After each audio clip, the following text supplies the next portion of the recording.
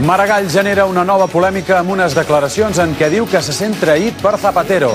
Mas assegura que això mostra la dependència del PSC de Madrid.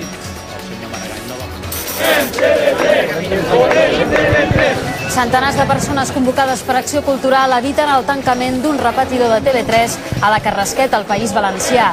Entre els manifestants hi havia representants de tota l'esquerra valenciana.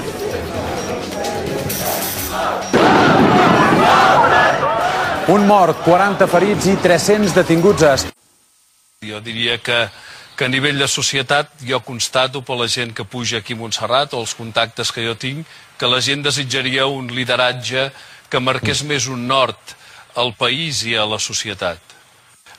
Estan enyorant una persona que marqui unes pautes, que il·lusioni, que proposi un camí per avançar cap al futur, no necessàriament una persona concreta.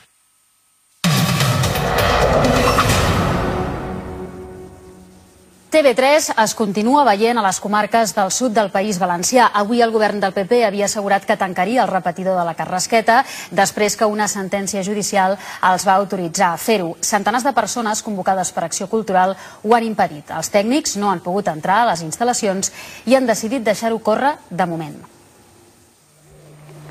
Poc abans de les 11 del matí, el cim de la Carrasqueta ha començat a omplir-se de gent.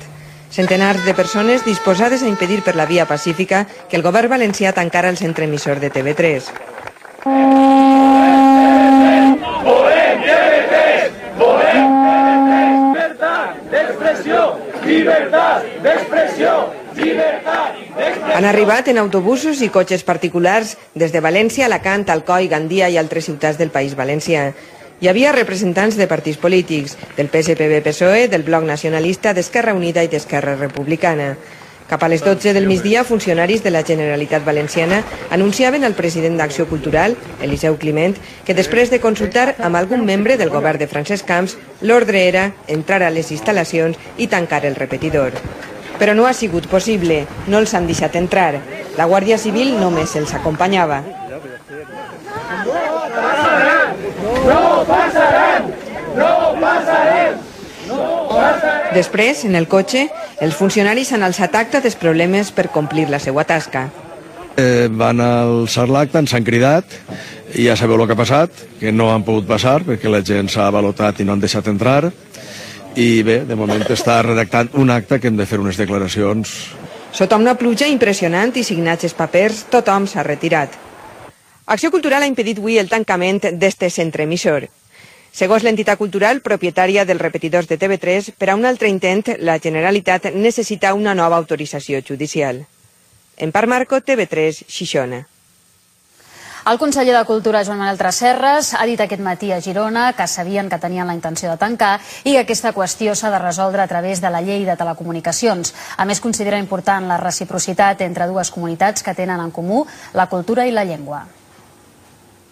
Hi ha un gran camp de cooperació, som una cultura compartida d'entitat mitjana en el context europeu, hem d'aprofitar les possibilitats de fer coses junts, valencians i catalans, i aquí hi ha raons de caràcter cultural i raons de caràcter econòmic que són prou potents com perquè permetin superar les diferències polítiques que en cada moment hi pugui haver.